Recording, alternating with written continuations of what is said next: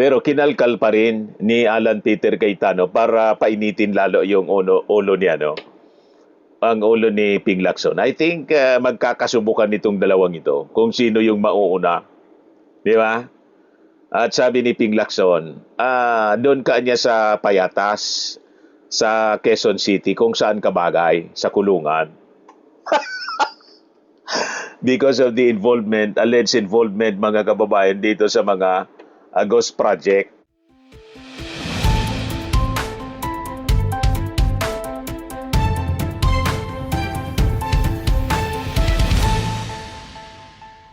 Hello po mga kababayan, si Dante Maravillas. Hindi na mga kababayan nakontento sa pagdaldal si Alan Peter Cayetano doon mismo sa impeachment trial. Yung issue sa impeachment, dinala na niya sa Facebook Live. At kasama pa niya, mga kababayan, sa kanyang live selling, yung kanyang kapatid na si Pia Cayetano. Ayan o. Sabi dito sa report ng ABS-CBN, Cayetano's take impeachment issues to Facebook Live. Siya lang ang gumagawa ng ganyan. Silang magkapatid, dumagdag pa si Pia Cayetano. Parehas na nag-Facebook Live para dalhin yung impeachment issues mga kababayan sa kanilang live selling. Ano ba? Wala man kasi niya Mr. Maravillas na mag-invite sa dalawa para sa press con. Hindi na nagpapapress con si Alan Peter Cayetano kasi umiinit yung ulo. Naalala ninyo? Doon sa The Senate is under attack. Ginisa siya ng mainstream media. Hindi nagustuhan yung tanong. Biglang hinampas ni Cayetano yung podium. Mana niya Mr. Maravillas kay Sara. Pare-parehas po. O ngayon, kasi wala man siguro nag-invite para sa press con or interview sa mainstream, kaya ang ginagawa nila mag-Facebook Live.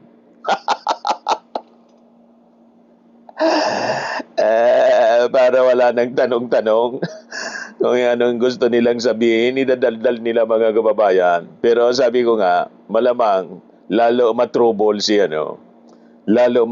si Alan Peter Cayetano at madamay pa si Pia. Di ba? Ganun na nangyari Ganun na nangyari kay Marcoleta. Napahamak ng kakadaldal doon sa programa nila sa Net25. Umamin tungkol sa 75 million na hindi man nga siya tinatanong, nagkwento. Ngayon, nakakulong mga kababayan at pinalalabas ni Alan Peter Cayetano. Si Jinggoy, si Mike Defensor, si Marcoleta, nakulong daw dahil sa politika. Kaya sila, mga political prisoner. O ngayon, sabi dito sa report ng ABS-CBN, in a late-night Saturday Facebook Live, siblings Pia and Alan Peter Cayetano defended their actions at the Senate impeachment trial of Vice President Sara Duterte, saying they have been insisting on strict rules for fairness. Pia, the elder of the two, said even basketball has rules. Pag magkailang foul ka, out ka, may rules. There are always rules, sabi po ni Pia Cayetano. Ito, pakinggan ninyo mga kababayan yung dalawa. Magkatandim na sa live selling. The end does not justify the means. So kung wala kang rule, kung ano yung means mo to get to the end, paano? Palakasan na lang. Ayun na nga eh. Yeah, that's the reason why we have rules. I cannot help but think of this example. Narinig nyo lang sabihin na basketball nga, may rules, di ba? Tapos pag nag-foul ka, bibilangan ka ng foul. Pag nakailang foul ka, out ka, di ba? May rules. But tanda mo nung bata tayo, sorry. Nung bata tayo, kahit matuto ka palang magpatintero, may rules yun eh. Di ba? Nandun ka sa guhit. Sa guhit ka nakatayo. Hindi ka naman pwede lumagpas sa guhit at puntahan mo yung kinakalabit mo. Iba naman yun, habulan na yun. Iba naman yung rules. Pag sinabing habulan, habulan. Hindi mo pwedeng batuhin. Hindi batuhan yun, habulan. Yeah. There are always rules. So like sa supina, may rules yun eh. So isang pinag-uusapan namin, pinag-aaralan namin, and back and forth kami ng lawyers ko is kung yung ni-request na supina. Ang intensyon nila mga kababayan, pigilin yung ebidensya kasi, malinaw. Kaya mina-mindset na tayo, bini-brainwash na tayo sa mga rules nilang sinasabi. Pero ang intensyon, haharangin nila po yung mga ilalabas na request for subpoena para sa mga ebidensya tulad ng BIR box. Yan ang intensyon nila, malinaw. Para sa AMLA, sa anti-money laundering, sa bank account, sa mga bangko, at saka sa BIR. Di ba? Whether nag-comply. So, ang style na ginawa ko sa lawyers na tumutulong sa akin, sabi ko, guys, maghati kayo. Kalahati sa inyo, kamping-kampi sa prosecution, kalahati, kamping-kampi Parang sa... debate ng high school, di ba? Choose Para a I side. can see both sides, exactly. and then I can... Ganun naman din ginawa ko sa team ko. read it. Sulat nyo, Ito both yung sides. mabigat, di ba? So, kanina, I was mentioning, okay, na may senador, sabi ko nga, sa pagkaalam ko, nag 2 times yung salin, pero siya na nagsabi kanina, hindi, 4 times. So that in itself doesn't mean na may mali. That in itself... Patungkol yun kay Ping Lacson, mga kababayan, na ina-accuse ni Alan Peter Cayetano dumoble. Sabi ni Ping Lacson, hindi niya doble, 4 times pa. doesn't mean na may i-declare mo nga di ba? So I was making the point. But halimbawa, hindi ko siya gusto. So pwede ko bang tawagan na kagad yung AMLA, yung BIR, at saka yung supina. kunin yung Kasi ganun ang parang isang lumalabas dito sa kabila. It's another story, pero rather than sagutin. So ang punto mga kababayan dito ni Alan Peter Cayetano, parang pinapalabas niya, nagpapasaring siya mga kababayan, na kung hanapan ng mga ebidensya para dito sa financial record si Sara Duterte, bakit hindi natin dinhanapan ng mga financial records at SALN yung mga senador tulad ni Erwin Tulfo na ang sabi niya, bata, dati tuta yung tawag niya ni Ping Lacson. Ngayon, binago niya, bata. At ganun din si Ping Lacson. So, dinadivert ni Alan Peter Cayetano yung issue. Ang issue dito sa impeachment, si Sara. Hindi yung salin ni Ping Lacson, hindi yung salin ni Erwin Tulfo, kinokomplika. Out of order nga. Hindi niya yun pwedeng gawin, mga kababayan, sa impeachment court kasi out of order yun, ginagawa niya sa Facebook Live at magkasama na yung dalawa para hasik ng intriga. Ang iniintriga ngayon ni Alan Peter Cayetano nitong dalawang magkapatid na to, si Erwin Tulfo at saka si Erwin Tulfo kasi siya yung chairman ng Committee on Blue Ribbon Committee ngayon. Kaya hindi sila mapakali, mga kababayan, na dati noon hawak ni Marcoleta at pinipress ni Alan Peter Cayetano na magsagawa na ng investigasyon din yung Blue Ribbon Committee.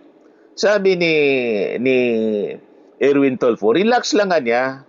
So, may schedule niya tayo para dyan. And I think, after the SONA, talagang ang intensyon nila, itong magkapatid na to, i-divert yung attention, yung focus ng tao, mga kababayan, sa sa articles of impeachment ni kinakarap ni Sara Duterte.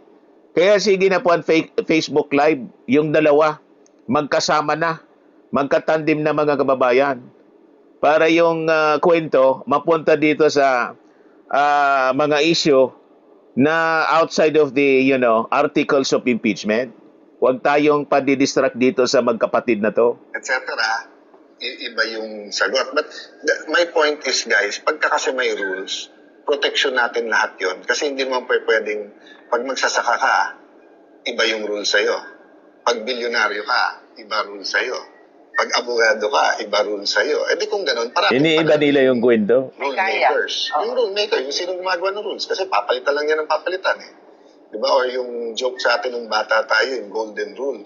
Who has the gold rules? Di ba? Kasi yung tunay na golden rules, do not do unto others, yung ayaw mong gawin sa'yo. Tapos sabi naman nung iba, Hindi, pag golden pinapastos rule. yun, the gold, who has the gold Gold rules? rules, Yun ang masakit.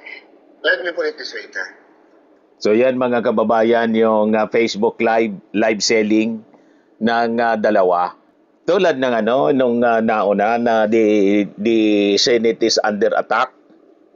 Mga distraction sa totoong totoong issue na dapat pinag-usapan natin, yung pag-open ng box ng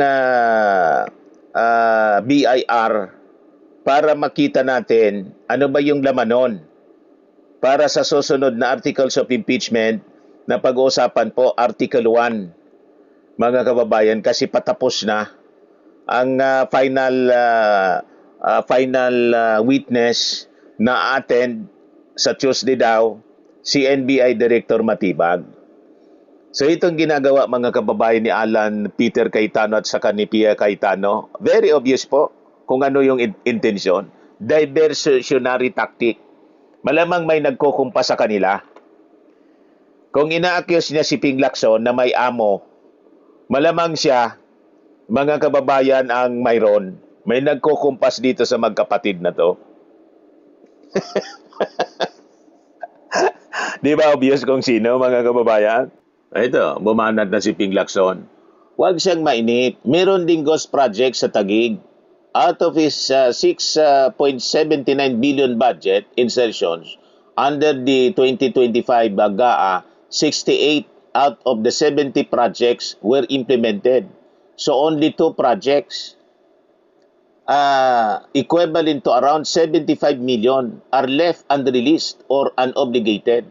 In short, a total of 6.71 billion pesos ang nagastos. While you do the math, we will keep digging, sabi po ni Ping Lacson. Kasi sabi niya, nag-deny na si Alan Peter Cayetano sa kanyang live selling. Walang ghost project sa Taguig at may mapapakita kayo. Kung may maipapakita kayo, mananagot. Pero kung sinundan namin ang GAA, at sinundan namin ang mga pondo ng gobyerno, nandun yung mga project. Dalawa kasi ang ghost, di ba? Ang ghost is project at saka people. Walang ghost sa amin, ghost na ghost project. At kung sasabihin niya ang ghost ng Kuratong Baliling, wala sa Taguig yun. Patama po kay Ping Lacson. Kasi na-involved sa Kuratong noon, pero tapos na yon. Napawalang sala si Ping Lacson sa Kuratong.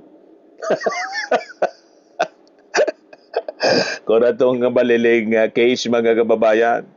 Pero kinalkal pa rin ni Alan Peter Cayetano para painitin lalo yung ulo niya, ang ulo ni Ping Lacson. I think magkakasubukan itong dalawang ito kung sino yung mauuna.